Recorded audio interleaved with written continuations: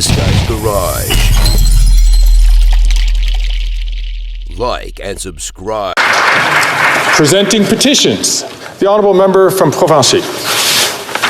Yeah, Mr. Speaker, I have two petitions here. The first one says that the petitioners would ask that the government follow recommendation number 2 from the 2021 Standing Committee on Access to Information, Privacy and Ethics report on MindGeek, which requires that all content hosting platforms in Canada verify age and consent prior to uploading content.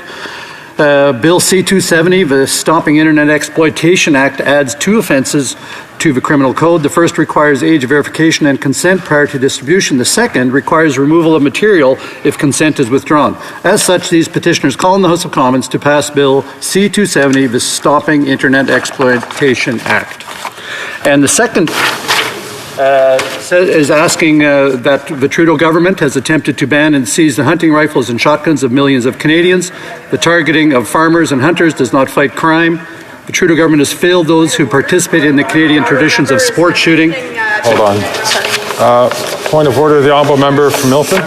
Thank you very much, Mr. Speaker. The Honourable Member is an experienced member, and he knows not to use the first or last names of members of Parliament. Thank you, Mr. Speaker.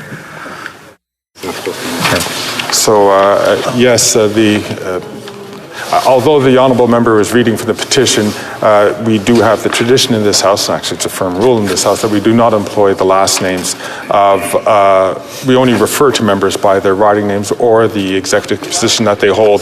So I'll ask the Honourable Member to just rephrase his presentation of the petition. Okay. Well, okay, this is what the petitioners are saying, that whereas the member from Papineau's government has attempted to ban and seize the hunting rifles and shotguns of millions of Canadians, the targeting of farmers and hunters that does not fight crime, and that the Liberal government has failed those who participate in the Canadian tradition of sports shooting, and therefore they're calling on this government to stop any and all current and future bans on hunting and sport shooting firearms. And this is a petition signed by the members of residents of Buckley Valley whose Member of Parliament would not present the petition.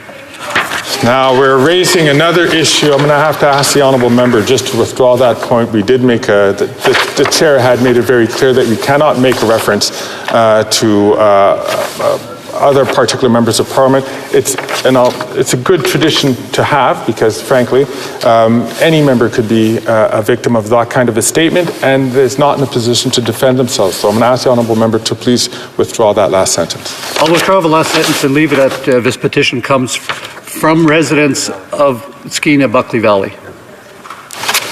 I thank the Honourable Member. The Honourable Member from Renfrew, Nipissing, Pembroke. Thank you very much, Mr. Speaker. I'm pleased to present a petition signed by people in Eastern Ontario, including Kingston. They're calling on the House of Commons to immediately repeal the new regulatory constraints on natural health products passed last year so that many of the Canadians who rely upon them to stay healthy can do so, and ask that the Liberals stop just sucking up to the pharmaceutical companies. I think it's very important to remind members that when we're presenting petitions, it's to provide a summary of what was on the petition. I'm quite convinced the wording that was used was not on the petition. So I'll ask all members to please exercise discretion in that regard. The Honourable Member from Abbotsford.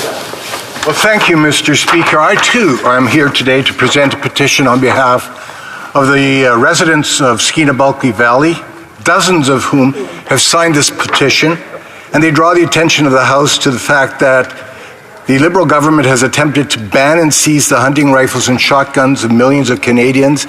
The targeting of farmers and hunters does not fight crime, and this very same Liberal government has failed those who participate in the Canadian traditions of sport shooting, so they're calling upon the government to stop any and all current and future bans on hunting and sport shooting firearms. Thank you.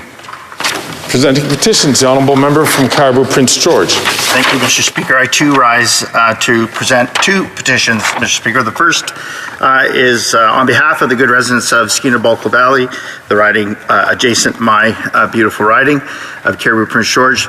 And the petition is, Mr. Speaker, we, the undersigned citizens and residents of Canada, draw the attention to the House of Commons to the following. Whereas this government has attempted to ban and seize the hunting rifles and shotguns of millions of Canadians, the targeting of law-abiding farmers and hunters does not fight crime, and this government has failed those who participate in the Canadian traditions of sport shooting. Therefore, we, the undersigned, call on the Government of Canada to stop any and all current and future bans of hunting and sport shooting firearms, Mr. Speaker. I also rise on behalf to speak regarding the thousands of correctional workers, guards within our prison system that ask, Mr. Speaker, that today, on behalf of the correctional officers in Mission, Matsqui, Fraser Canyon, and surrounding areas who are concerned about the prison needle exchange program currently being operated by the Correctional Services Canada. Mr. Speaker, I've met with these officers and those who are on the front line. They truly are frontline heroes. They say that drugs and drug paraphernalia are considered contraband in prisons, yet this government is forcing our correctional officers to simply turn a blind eye and allow dangerous drugs to be used inside prisons. They also say that these drugs and the contraband, the needles, and can be used, and syringes can be used as dangerous weapons against their officers and their members. These correctional officers are calling on the government to immediately cancel the prison needle exchange program, stop permitting the use of illicit drugs in Canadian prisons, and to focus efforts on helping inmates recover from their addiction. Mr. Speaker, I will add this as well too. I received an impassioned letter from signed by members of a female prison in Alberta that called on us and said that when they are incarcerated, it's their time to get clean, and the prison needle exchange does nothing to facilitate recovery. Mr. Speaker, we ask that this government end their prison needle exchange program. Thank you. The Honourable Member for Rosemont-La Petite-Patrie. Thank you, Mr. Speaker. I have 3 petitions to present today. The first involves more than 70,000 citizens that would like the Gaza, given the Gaza situation and the bombardments, and which contravenes international law. Journalists have been killed by Israeli forces. Thousands of children have also been killed in these bombardments. So these 70,000 people are asking the government to sanction the state of Israel for violation of international law and for selling arms to Israel and committing crimes against the Palestinian people. The second petition, Mr. Speaker, concerns the arrest in 2015 of a child, Ahmed Manaska, who was found guilty of 2016 of attempted murder under allegations of torture, even though he did not have the minimum age under the criminal code, and he's still in detention. He has been in isolation since 2019, which is cruel and inhumane treatment, according to Amnesty International. So these petitioners are asking the government to ask Israel to free Ahmed Amaska. The third petition, Mr. Speaker, involves citizens who are concerned by human rights violations and the perpetration of environmental damage based here in Canada. And they're asking the government of Canada for companies to warn citizens of negative environmental impacts throughout their foreign chains, and that companies show reasonable diligence and that there be legal recourse to bring these countries to court if they do not respect the environment. Thank you. Mr. Speaker, the petitioners, I'm pleased to table a petition that includes individuals from my riding, especially from volunteer firefighters from Wawa. The petitioners indicate that 71% of Canada's total firefighting essential first responders are volunteer firefighters, and that approximately there is an additional 8,000 essential search and rescue volunteers that respond to thousands of incidents each year.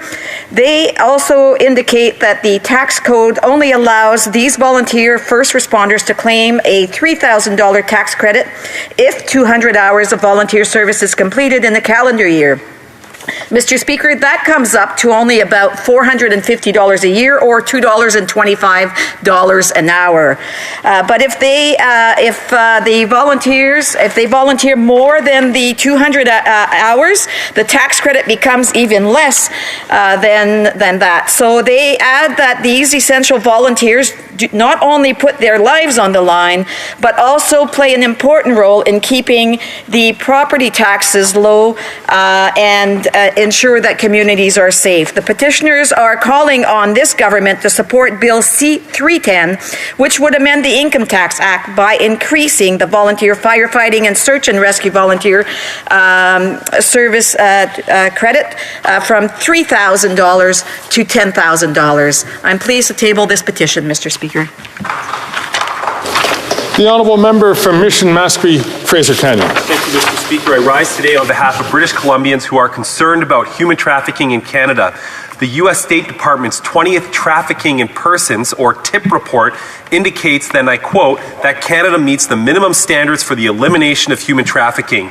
It also highlights that the range, quality, and timely delivery of trafficking-specific services varies across Canada, including persistent funding shortages in certain jurisdictions. These petitioners call upon the Government of Canada to strengthen the Protection of Communities and Exploited Persons Act to address these shortcomings and put an end to human trafficking in Canada. Thank you, Mr. Speaker. Hear, hear.